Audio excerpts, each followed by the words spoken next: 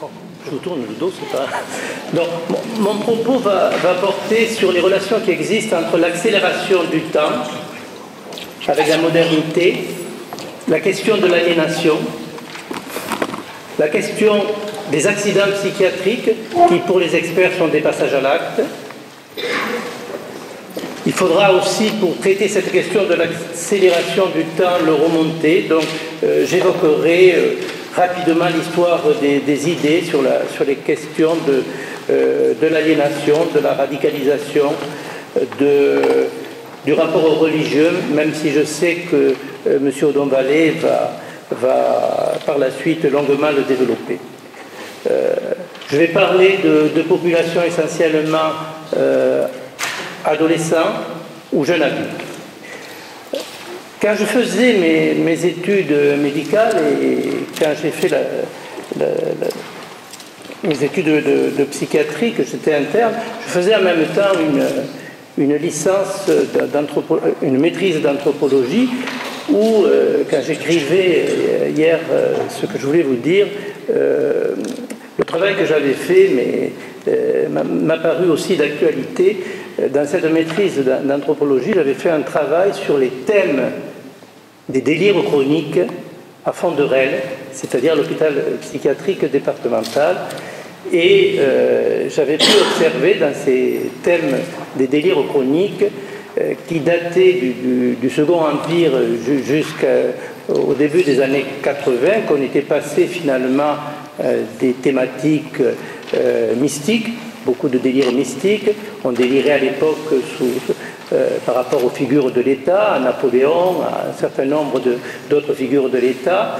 Et on en arrivait donc, je me souviens d'un des derniers dossiers portés sur Georges Marchais, où quelqu'un délirait sur Georges Marchais. On en arrivait petit à petit à des délires chroniques sur les ondes, un peu comme dans le film de Woody Allen, où les personnes sortent de l'écran pour venir dialoguer avec vous. Donc, on voit une évolution des thématiques de délire, dont on voit qu'il y a une influence entre l'environnement et la construction psychique du sujet et l'accident psychiatrique. C'est de ça dont je vais vous parler. Alors, la question de l'aliénation, ça vient du latin alienus, l'étranger, c'est-à-dire quelque chose d'étranger qui se passe à nous.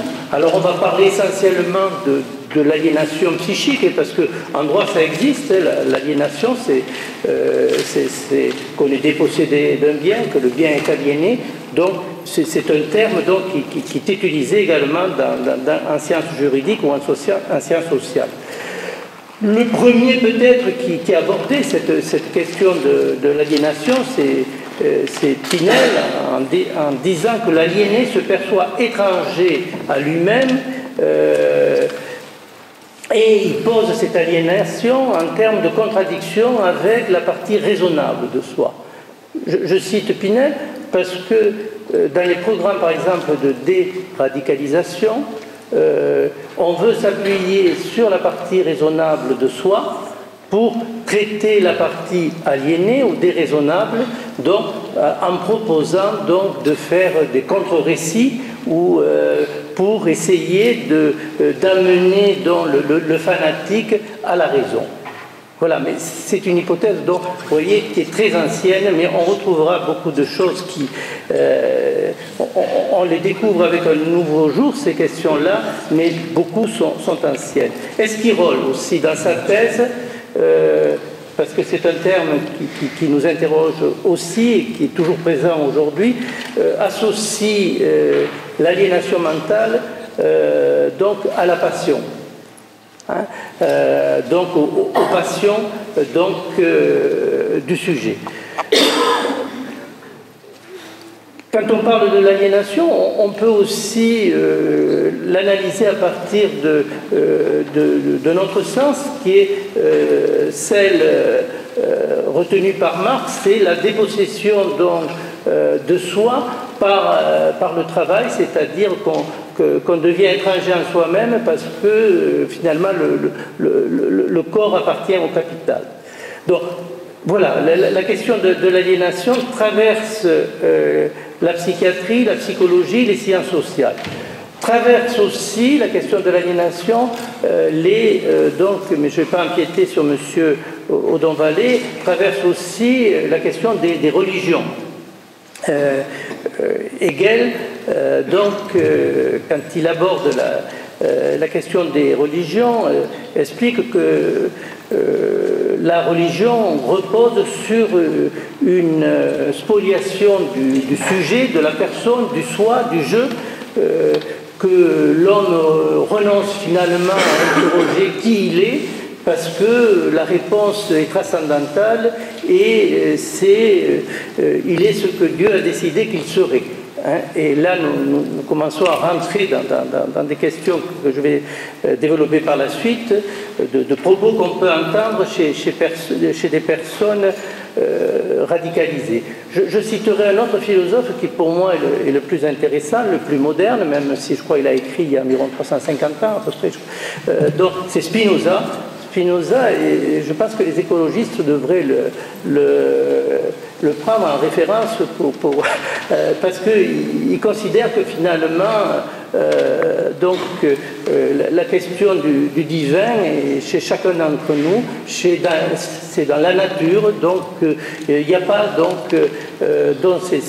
c'est peut-être quand on le relit, Spinoza, c'est peut-être celui qui a formalisé ce que les juristes auront décrit après sous le nom de la dignité humaine, et que chez tout être humain il y a une dignité, et que cette dignité ne s'inscrit pas dans le transversal, mais s'inscrit dans nos rapports sociaux, dans l'horizontal.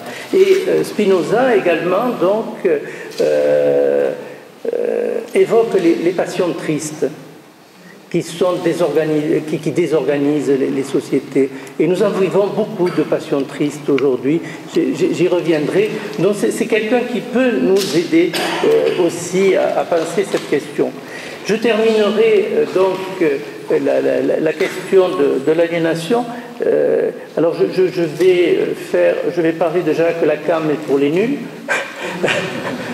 Donc, c'est quand même Jacques Lacan qui a peut-être le mieux défini le rapport du sujet à l'aliénation, en expliquant que l'aliénation, c'est l'imaginaire en tant que tel. C'est-à-dire, l'aliénation, c'est ce qui va exclure le sujet de la vie symbolique. L'ordre du symbole ne peut être conçu comme conçu par l'homme, mais comme le constituant. C'est-à-dire, c'est quand on échappe donc au symbole finalement pour fuir dans des passions, dans l'imaginaire, que peut-être on se met le plus en danger. Et j'en arrive maintenant donc à décrire la question donc de ces pertes de sens, de cet envahissement de l'imaginaire, et comment donc cet imaginaire peut mettre en danger les jeunes sujets que je rencontre. Alors, il faudrait peut-être encore faire une autre différenciation. On va aborder les questions des influences que j'appellerais exogènes. Les influences exogènes, c'est quoi? C'est celles qui nous arrivent au cerveau et par nos relations sociales, par les réseaux sociaux, par ce qu'on regarde, par toutes les excitations que l'on peut rencontrer et qui peuvent donc nous conduire à perdre notre relation au symbole, notre relation à nous en tant que sujet.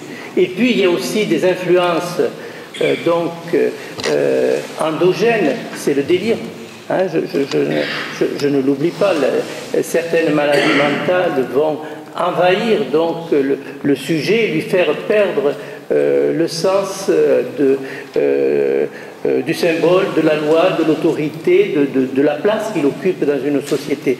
Dans mon propos, je ne vais aborder que la question des influences, je dirais, exogènes, qui sont extérieures et qui arrivent sur, pour simplifier les choses, sur les cerveaux de certains des adolescents que je rencontre, donc en tant qu'expert, je dirais, à partir des questions de radicalisation, et alors c'est adolescents et jeunes adultes, et que je rencontre également, et là ils sont vraiment nombreux, parce qu'ils ont commis des infractions sexuelles. Alors quels sont, dans un premier temps, les éléments, donc les variables individuelles de ces adolescents? Parce qu'on a tendance à vouloir chaque fois en faire un profil qui serait un profil typique, alors que nous rencontrons des gens, je rencontre des gens qui sont dans des histoires différentes. Alors concernant les adolescents et les jeunes adultes qui sont plutôt dans des processus de radicalisation, je vais d'abord traiter d'une première variable qui me semble importante, c'est sa question de son autonomie, c'est-à-dire de sa maturité psychologique au moment où il rencontre le processus extérieur aliénant, c'est-à-dire des pensées radicales. Quelquefois, il rencontre ce processus donc au milieu de l'adolescence, quelquefois beaucoup plus tard, et cela va avoir un impact sur sa construction psychologique. Comme autre variable, elle est extrêmement importante, c'est peut-être la plus importante, et là je reviens médecin, c'est l'inventaire de ses fragilités, mais fragilités également au niveau neuropsychique, c'est-à-dire beaucoup d'adolescents ou de jeunes adultes rentrent dans ces histoires de radicalisation, de pensée aliénante, avec leur handicap de langage. Ça va tout autant de la dyslexie à des troubles neurodéveloppementaux plus complexes, quelquefois avec des handicaps de personnalité. Par exemple, on peut au décours d'un examen découvrir des signes d'autisme atypique qui étaient jusque-là passés inaperçus. On trouve bien sûr des troubles cognitifs, c'est-à-dire des difficultés donc à entrer dans la compréhension du monde. Et c'est totalement différent leur parcours. S'ils ont d'un côté des troubles cognitifs ou si de l'autre côté on rencontre des jeunes qui ont de bonnes capacités d'analyse et d'élaboration, leur devenir sera totalement différent, et on en parlera également en tant qu'expert de manière totalement différente. Comme autre donnée importante, c'est la constellation familiale. La question du père absent, c'est un des déterminants les plus importants. La question d'un attachement ambivalent à la mère. Ce sont des adolescents qui ont été tantôt dans des relations de très grande proximité avec la mère, et puis l'individuation avec la mère se fait par le conflit, souvent le placement dans des établissements à l'aide sociale à l'enfance. Donc des adolescents qui sont quelquefois dans des processus de parentalisation de leurs propres parents. Donc ils ont pris le pouvoir chez eux. Et ils vont trouver quelqu'un qui finalement va prendre quelqu'un ou des idées qui vont prendre le pouvoir par contre sur eux. Autre question, autre item qui est important, ce sont les traumatismes personnels. Dans les traumatismes personnels, ce sont souvent, justement parce qu'ils ont un handicap, ils ont été exclus de l'école normale, mis en classe spécialisée. Leur traumatisme, c'est parce qu'ils vivent comme injustes leur placement à l'aide sociale à l'enfance. Donc il faut savoir quand on veut forcer un placement, que l'adolescent ne le veut pas, il faut savoir qu'est-ce qu'on a en conséquence en retour.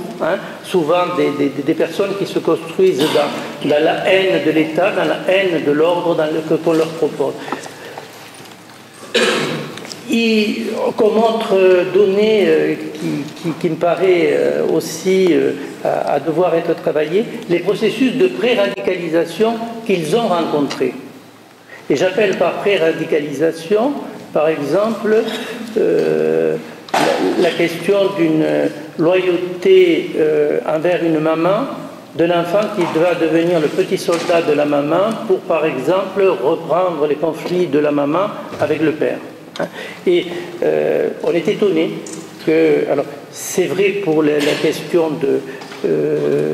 des adolescents ou des jeunes adultes radicalisés, mais c'est vrai également pour d'autres infractions. On est étonné que ces adolescents qui ont grandi dans un fonctionnement aliénant, par exemple avec une mère ou avec un père, se retrouvent après en grande difficulté dans leur rapport à la loi et dans leur rapport à l'autorité. Il y a alors ça c'est pour des personnes un peu plus grandes. Je me souviens de ce Narbonnais qui avait construit tous ces engagements qui étaient solides. Il avait des convictions fortes, il voulait faire tout péter par rapport au traumatisme transgénérationnel de ses ascendants qui étaient harkis.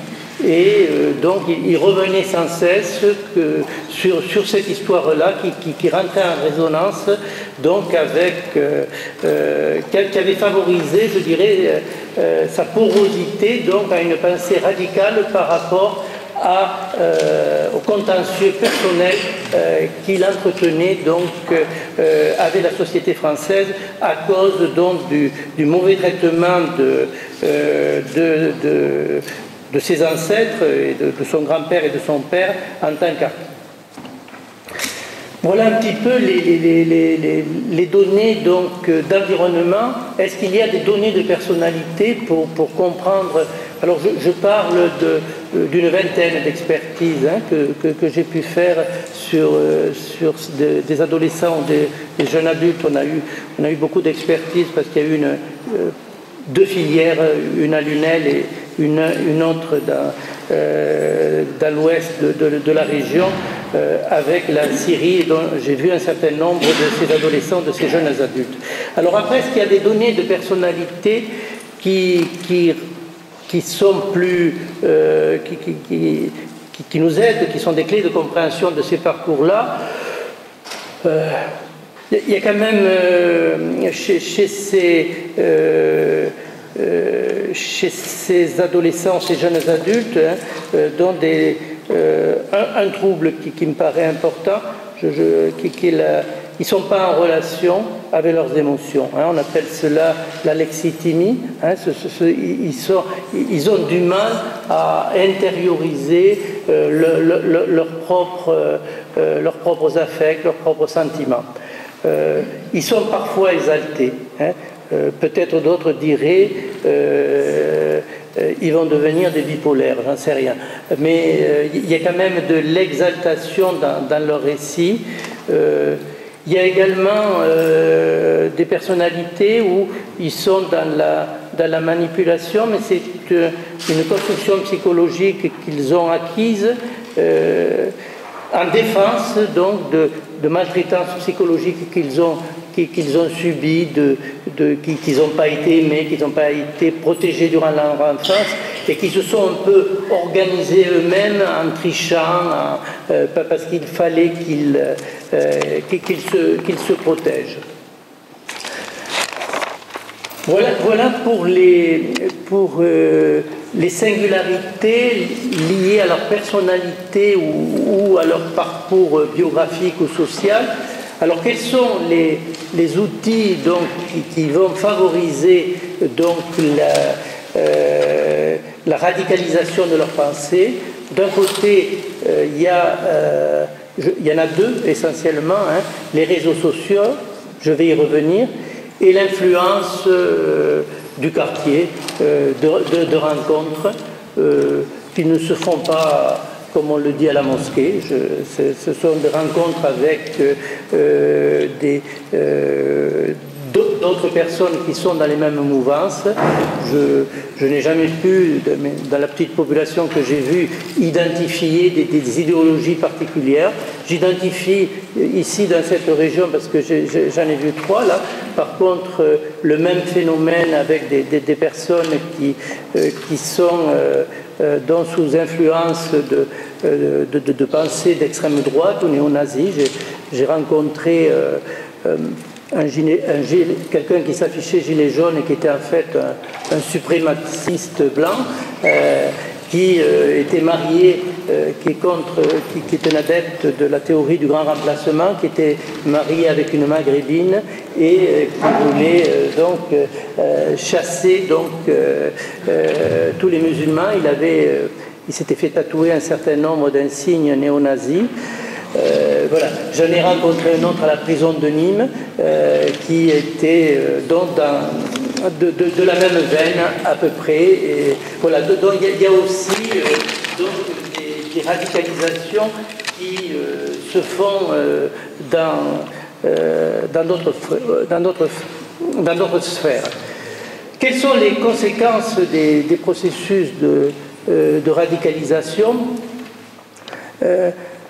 Je crois que ce qui est le plus dangereux, c'est la confusion qui existe chez eux entre l'imaginaire, le religieux et leur vie sociale. C'est-à-dire, ils posent la relation à l'autre dans le champ social comme ils la reçoivent 5 sur 5 par le religieux, par donc les influences qui les habitent. Donc c'est cette confusion en voulant que nos rapports sociaux correspondent donc à la relation qu'ils ont avec l'imaginaire religieux. Ce qui est difficile aussi, c'est de savoir faire la différence entre ce qui est un affichage qu'ils font, des stéréotypes qu'ils ont, une présentation au monde, et leur intériorisation de cet affichage, où on ne sait jamais si finalement ils sont dans une hystérisation ou s'ils sont engagés eux-mêmes en tant que personnes, c'est-à-dire s'ils y croient réellement. De même, la question de l'autocritique, la valeur de l'autocritique, je crois que ce sont ils vivent dans l'instant et il ne faut pas les imaginer comme nous pensons, inscrits dans une biographie, dans une histoire. Eux, ils sont dans un moment de leur existence, donc la question de l'autocritique me semble pas. C'est des vieilles conceptions qu'on le faisait autant, les staliniens le faisaient déjà, donc en faisant des camps de rééducation, où les Chinois, ça n'a jamais marché. Donc je crois qu'il ne faut pas s'appuyer sur cette notion de l'autocritique. Alors, ce qui est un élément de gravité, c'est le trouble de l'identité. Hein, quand il est chez certains d'entre eux, ils sont dans une recherche de nouvelles filiations. Et donc leur identité se confond avec le nouveau personnage qu'ils ont. Pour parvenir à cette posture psychologique qu'ils occupent, ils utilisent des aménagements de personnalité, beaucoup la projection. Ils sont remplis de doutes, mais ce sont les autres qui doutent. Ils utilisent également le clivage. Et puis il y a 2 figures de la clinique psychiatrique qui me paraissent devoir être interrogées. C'est celle de la paranoïa. Je suis le maître du monde. Quelque chose de glorieux m'attend. Et puis une autre figure de la clinique psychiatrique qui est à interroger, qui est la mélancolie. Hein, c'est-à-dire une identification mélancolique au père déchu, c'est-à-dire le besoin de retrouver un ailleurs, un au-delà, où ils retrouveront un autre père.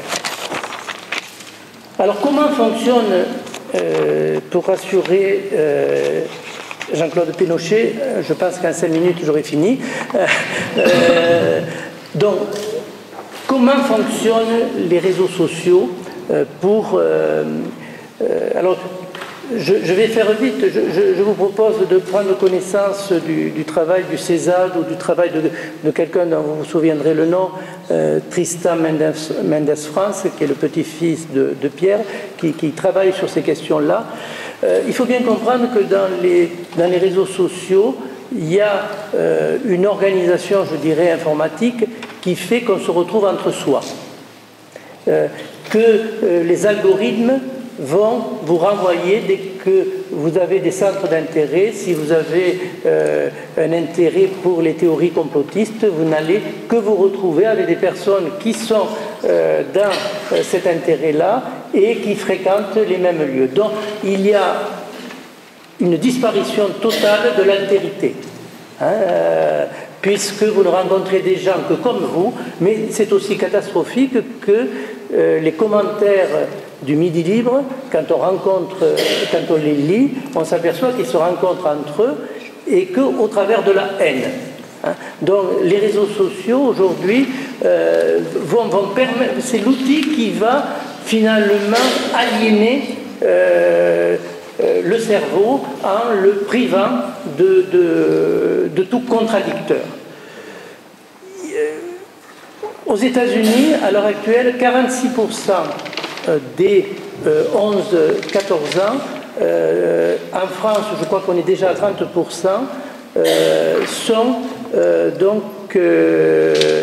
sont sur le réseau social TikTok. Donc vous voyez l'influence que ça peut avoir quand un enfant sur 3 est sur TikTok. Vous ne le connaissez pas? Non. Non, voilà, c'est écrit TICK, TOCK. Je vous demande d'aller le regarder, je l'ai fait hier soir avant de vous en parler, les contenus de ce réseau social. Donc ça veut dire que dans certaines familles, l'enfant est devenu un étranger, puisqu'il va passer ses soirées sur TikTok, qui est une messagerie qui est en lien avec les jeux vidéo. Oui, je sais que tu as... voilà, qui est une...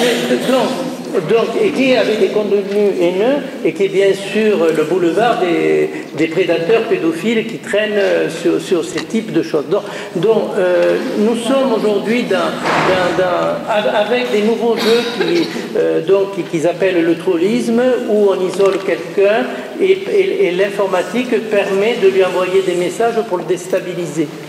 Voilà. Donc on est dans quelque chose qui entraîne une rupture importante entre le monde des valeurs des parents et le monde des valeurs de certains enfants. Et vous verrez en conclusion ce que je vous dirai au niveau de quelques études. Il y a également un besoin, au travers des réseaux sociaux, de mettre en scène la violence. C'est tout Moi, j'ai été dans une partie de la vie, de ma vie, à être sur d'autres terrains, et auparavant, les crimes contre l'humanité, on ne les affichait pas. Aujourd'hui, les crimes contre l'humanité, et on voit la tête, voilà, il y a de la monstration. Quand vous voyez les gilets jaunes qui défilent, ils sont avec le téléphone portable, c'est-à-dire ils montrent l'acte qu'ils font de violence. Donc on est dans un autre rapport complet, différent, donc, où peut-être le premier crime contre l'humanité où les réseaux ont fonctionné, c'est le génocide du Rwanda, où ça a été organisé par la radio Mille Collines, donc, qui avait commencé à organiser donc, cette violence et cette manipulation. Donc notre société est là, et je suis désolé de vous apprendre que 30% de vos enfants donc, passent le soir avec des outils que vous ne connaissez pas. Alors on a ce même phénomène avec la pornographie qui va casser, qui va donc exciter qui va inverser les problèmes. Donc, puisqu'auparavant, l'enfant, quand même, était dans une construction intime qui le protégeait pendant le temps de l'adolescence, et maintenant, donc, l'enfant, pour exister dans les réseaux sociaux, il est dans une construction d'extimité, c'est-à-dire il va devoir montrer son corps, montrer son pénis, montrer ses seins, etc. Et il y a, paradoxalement, alors là c'est un constat du quotidien, presque, pour un expert, quand on fait de la pédopsychiatrie, et il y a une abrasion de la différence de genre sur les réseaux sociaux. Hein, c'est-à-dire que la fille se montre en soutien-gorge et dans l'excitation, sauf que quand ils vont se donner rendez-vous, hop, on retombe. La plupart, heureusement, des adolescentes ont conservé donc la différence de genre, c'est-à-dire que la sexualité s'exprime à l'adolescente de manière différente entre la fille et le garçon. Et qu'il y aura un garçon qui, ayant déliré, comme il dit, autour du sexe sur les réseaux sociaux, quand il va rencontrer la fille, il va lui sortir les zizi, il va lui dire tu me fais une fellation, et à partir de là, patatrac. Donc ce sont toutes les affaires que nous rencontrons. L'autre phénomène, je termine, l'autre phénomène que nous rencontrons dans les réseaux sociaux, c'est le même que ce que je vous ai décrit avec les radicalisés, c'est que tous nos adolescents qui ont des problèmes cognitifs, qui ont des problèmes de langage, qui ont des problèmes de personnalité, se trouvent très exposés parce qu'ils ne prennent aucune distance. Si vous n'avez pas on le sait en prison il y a un gros problème avec les personnes qui ne maîtrisent pas l'écrit. Donc les réseaux sociaux aggravent donc aujourd'hui les fractures sociales. Hein, parce que ceux qui n'ont pas les outils cognitifs pour rester extérieurs, ou les outils de langage pour rester extérieurs à l'emprise de ces réseaux sociaux, se font choper complètement dans cette aliénation. C'est ce que démontrent, pour ceux que ça intéresse, les travaux de Sophie Gell. Je terminerai en citant quelqu'un qui est mort il y a quelques mois et qui m'a toujours accompagné dans la vie, c'est Paul Virilio. Et il a écrit un livre donc, qui s'appelle « Ceux qui arrivent », où il parle de l'accélération du temps, et il dit que de plus en plus, il écrit que les phénomènes sont devenus imprévisibles. On le voit également en sciences politiques. Personne ne pouvait penser qu'après Barack Obama succéderait donc le président des États-Unis que nous avons à l'heure actuelle. Donc il y a quelque chose de l'imprévisibilité, donc, et ça nous intéresse, cette accélération du temps, parce que, et cette imprévisibilité, parce qu'elle est au cœur du passage à l'acte. C'est-à-dire le passage à l'acte que nous rencontrons en justice est le plus souvent lié à un moment extrêmement restreint, extrêmement court, d'un accident lié à une passion, lié à une fragilité psychiatrique, et pof, donc il y a ce passage à l'acte. Alors Bertolt Brecht disait: on nous cache quelque chose, le rideau va se lever. Et Paul Virilio, alors que pour moi le rideau tombe puisque j'ai fini, dit que peut-être ce qu'on peut entendre, ce qu'il redoute, et il est mort il y a quelques mois, c'est l'accident intégral. Merci.